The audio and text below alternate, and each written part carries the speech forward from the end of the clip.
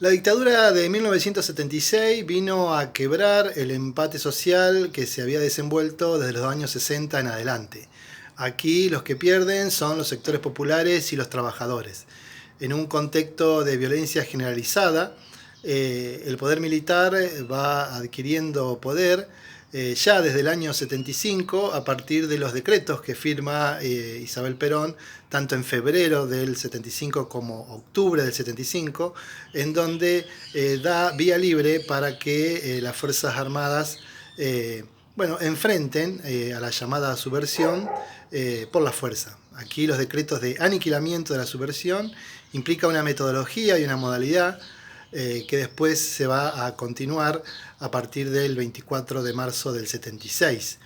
Entonces, para pensar la dictadura hay que pensar en dos momentos, como son el proyecto económico de Martínez Dios, por un lado, y el disciplinamiento social que generó el terrorismo de Estado. En este sentido, el proyecto económico de Martínez Dios, que va forjando a partir de la asunción del mismo, el 2 de abril del 76, se plantea el aperturismo económico, ¿sí? Todas las regulaciones estatales que podía haber en la economía se van desdibujando. Él dice concretamente que se ha terminado una etapa en la economía estatizante, ¿sí? De ahí es que esta apertura económica con la invasión de productos importados de China, de Taiwán, hace que esta embrionaria industria nacional vaya cayendo, ¿sí?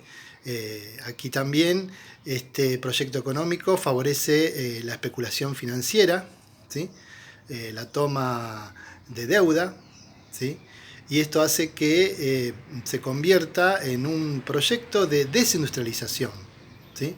En este sentido, estas políticas no se hubieran podido desenvolver sin antes no hubiera habido un terrorismo de Estado, ¿sí?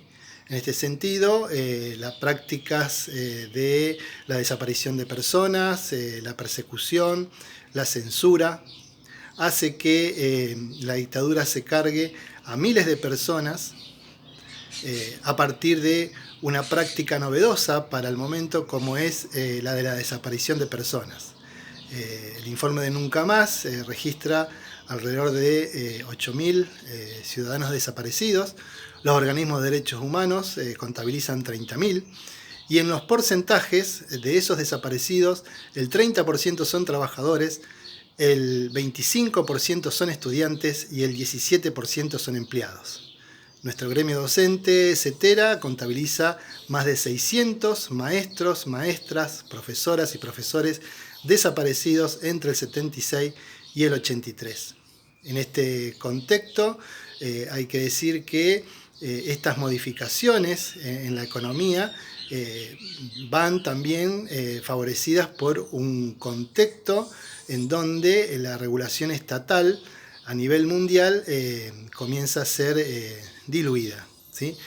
Aquella etapa de oro del capitalismo, en dichos de Eric Hobsbawm, que va del 45 al 75, está teniendo, digamos, su fin.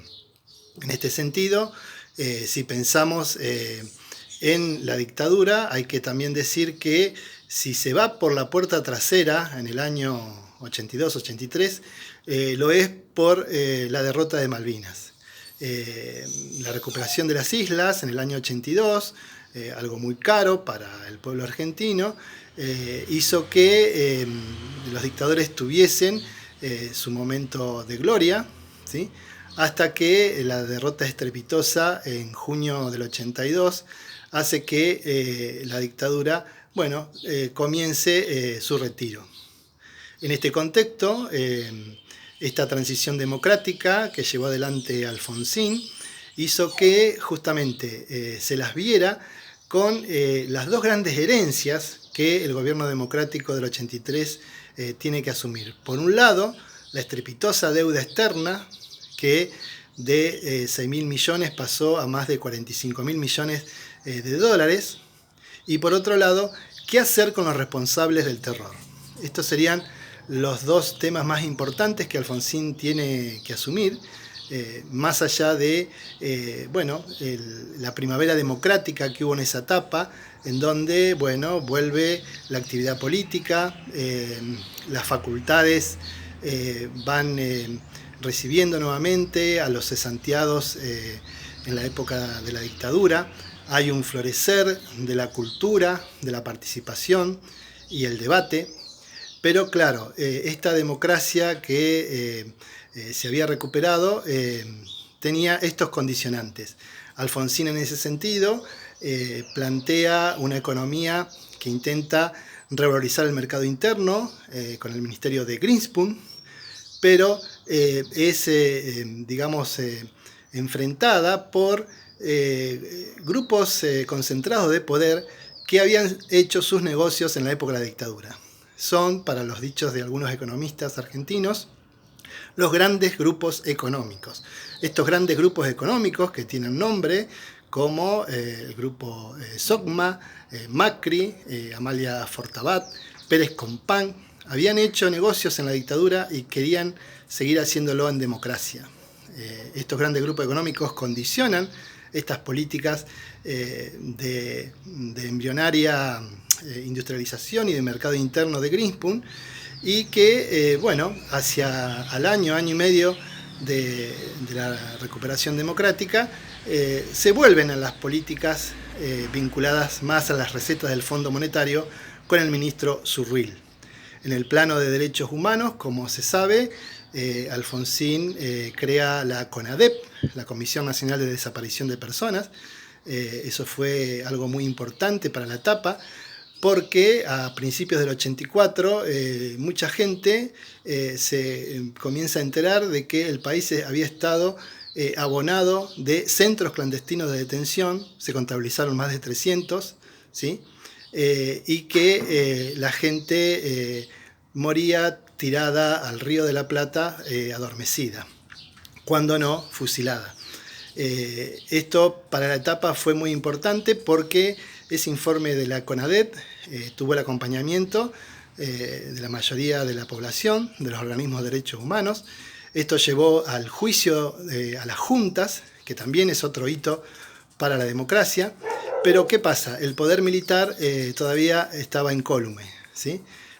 Los servicios de inteligencia y todo lo que es el aparato de seguridad seguía vinculado a la dictadura. Hay presión sobre el gobierno de Alfonsín que hace que retroceda en la política que se había iniciado a partir de dos leyes que para nosotros son o fueron leyes de impunidad, como son la ley de punto final y la ley de obediencia debida. En este sentido, Alfonsín tuvo que vérsela con una sucesión de intentonas golpistas o de movimientos militares, de levantamientos, que encontraron en la ciudadanía una fuerte resistencia. O sea que Alfonsín tuvo que vérsela con problemáticas muy sentidas. La economía no la pudo, reorientar. Estas políticas que va asumiendo Surril culminan en el año 89 con una hiperinflación galopante.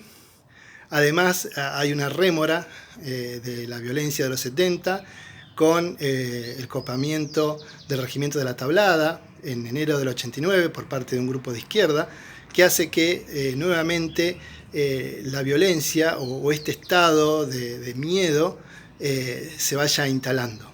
El proceso de hiperinflación llevó a los saqueos a supermercados entre marzo, abril y mayo del 89, que hace que las elecciones que se realizaron en ese año, con el triunfo de Carlos Menem, Alfonsín tenga que adelantar el traspaso de mando. La etapa menemista es una etapa que vamos a analizar en otro video.